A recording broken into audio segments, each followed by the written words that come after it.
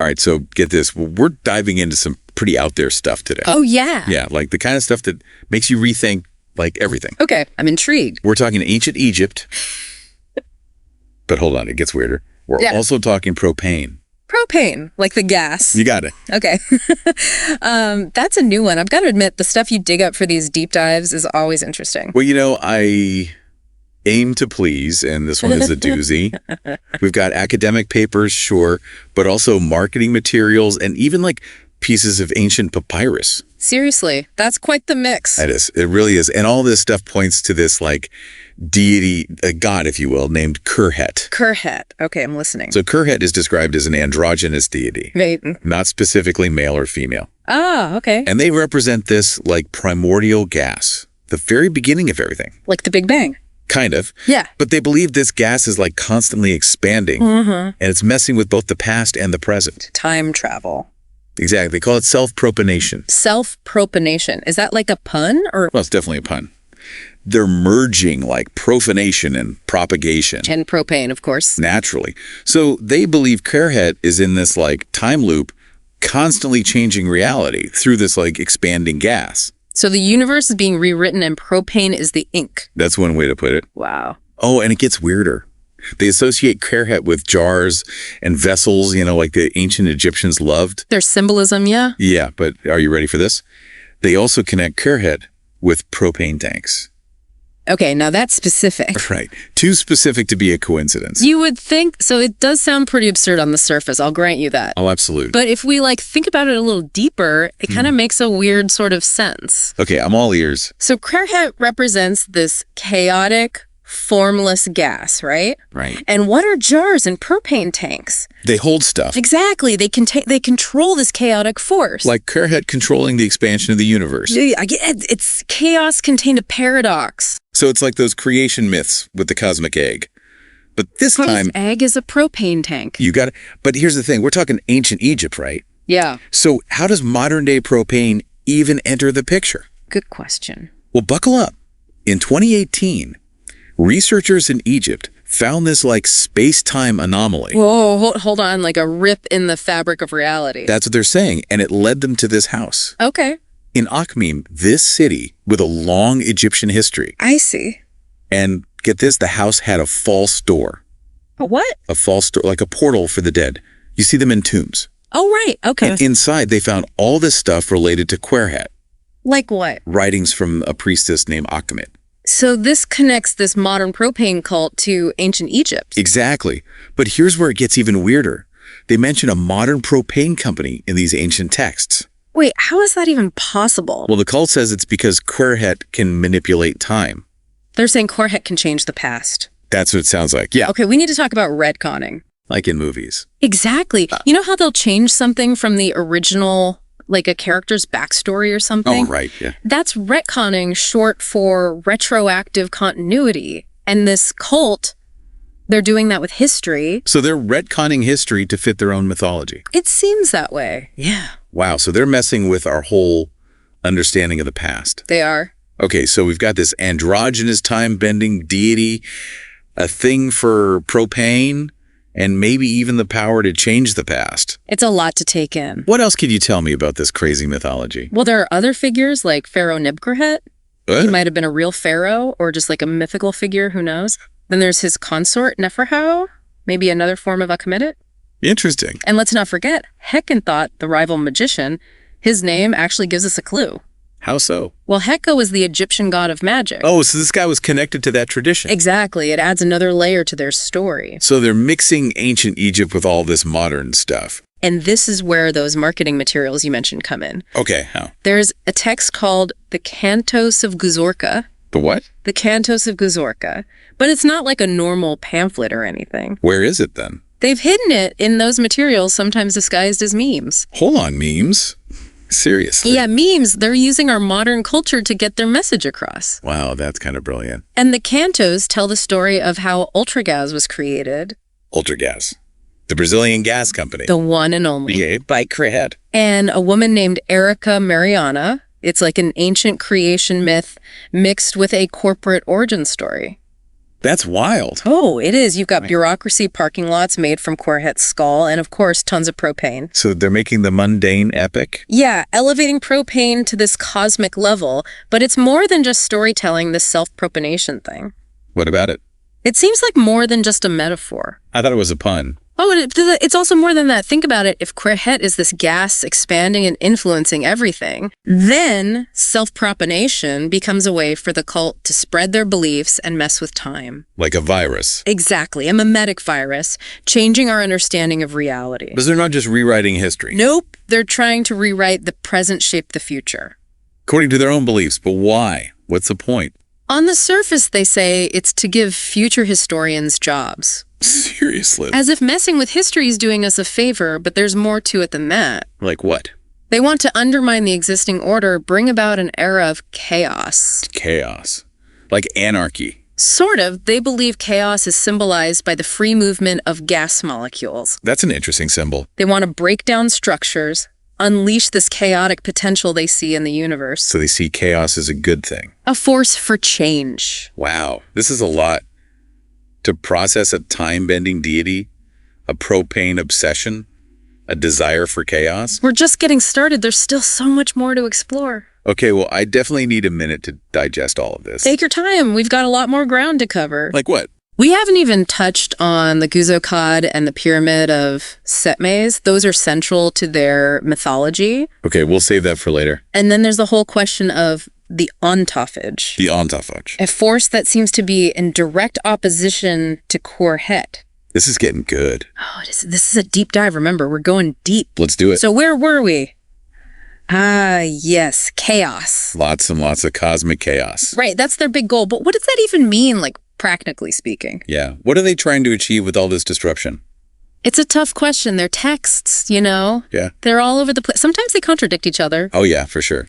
But there's this theme that keeps popping up, this idea of transformation. Okay, like a metamorphosis? Kind of, but bigger, like reality itself is being shattered and something new is being born. So it's not just about destruction then? No, they believe this chaos is necessary for progress, for consciousness to evolve. Huh.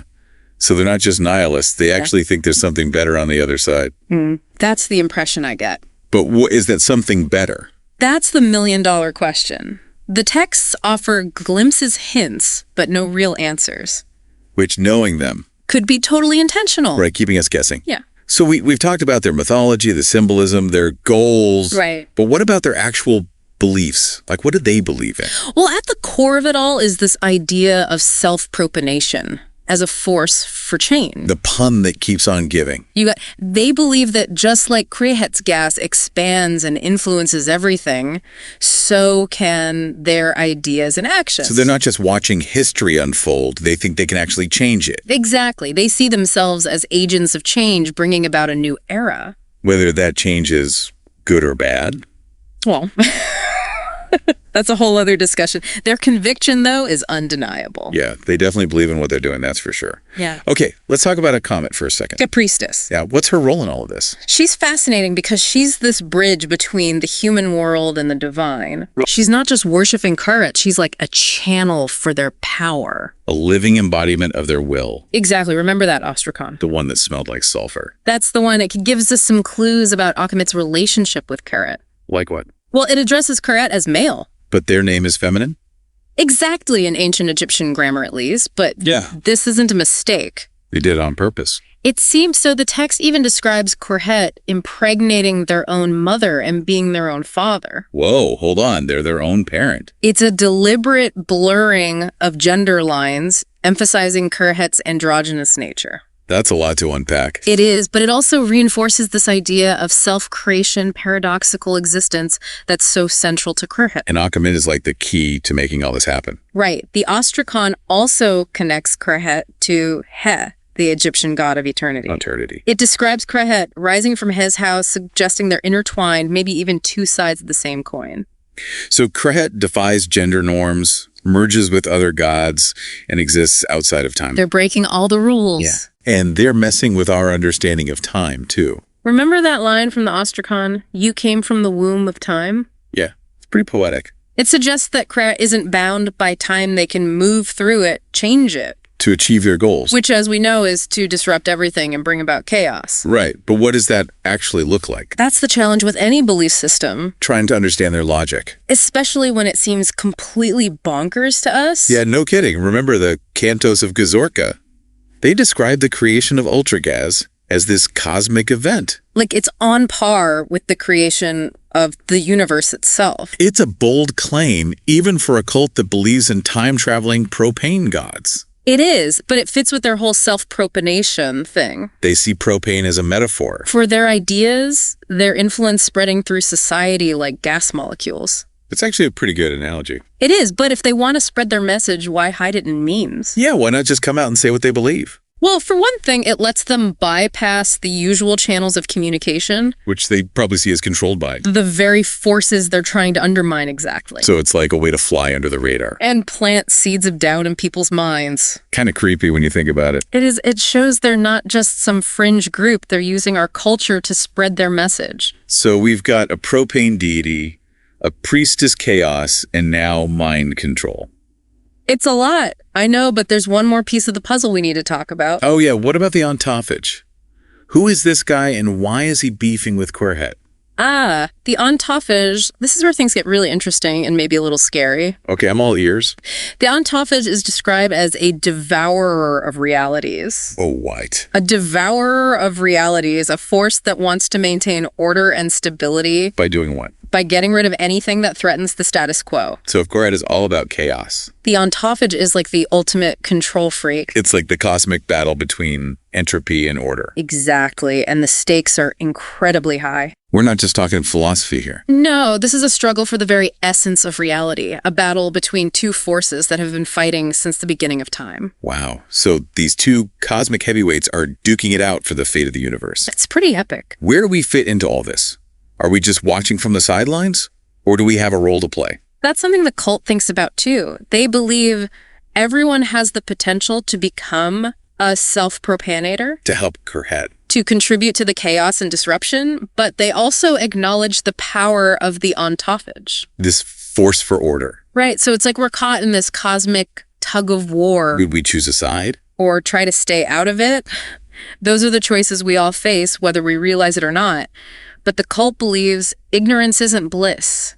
So we need to. Understand the forces at play, make choices, participate in shaping our reality. But what does that reality even look like? What happens when all this chaos wins out? That's where things get even more complicated. Well, they're not exactly clear on the details. So they're being intentionally vague about what happens after the chaos. It's more than just vague. Remember, they believe in self-propanation. Right, that their beliefs can actually change reality. Exactly. By being ambiguous about the specifics, they allow their followers to fill in the blanks. So everyone gets to imagine their own version of the apocalypse. In a way, yeah, and it's a clever strategy. It makes their claims impossible to disprove. And they can adapt to whatever happens. Exactly, but there's a downside to all this ambiguity. What's that? What if some of their followers imagine a really dark future? Yeah, what if they try to make that future happen? It's a valid concern. Their emphasis on chaos and disruption could be taken too far. So they're playing with fire.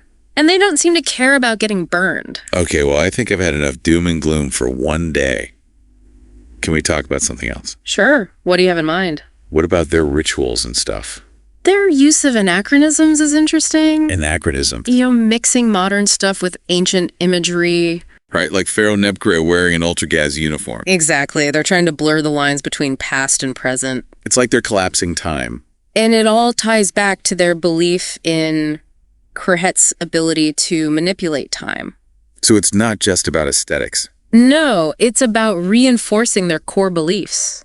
They're creating a new mythology. Mythology for the modern age? That embraces paradox and challenges our ideas about time and history. They even have their own symbols, right? Like that weird Klein bottle thing. Oh, yes, the Klein bottle, a fascinating choice. What is a Klein bottle anyway? It's a mathematical concept, a surface where inside and outside are the same. Sounds kind of like Qerhet. It does, doesn't it? It embodies their paradoxical nature, their existence outside of boundaries and categories. And chaos and complexity all rolled into one. You got it. This is a lot to wrap my head around. It is, but that's what makes these unconventional belief systems so intriguing. It definitely makes you think. It challenges us to question our assumptions about the world. So what have we learned from this deep dive into the world of Qerhet and propane? I think the biggest takeaway for me is that belief is incredibly powerful. It can shape how we see the world and how we act. Exactly. And we should be wary of anyone who claims to have all the answers. Especially when those answers involve propane and the end of the world. We need to be critical thinkers, question what we hear and see. Because sometimes the answers are more dangerous than the questions. And sometimes the truth is hidden in the most unexpected places. Well, that's certainly something to think about. Thanks for joining me on this wild ride into the world of Qerhet and the propane pantheon. It's been a pleasure. And to our listeners, remember, the next time you see a propane tank, take a closer look. You never know what secrets it might be hiding.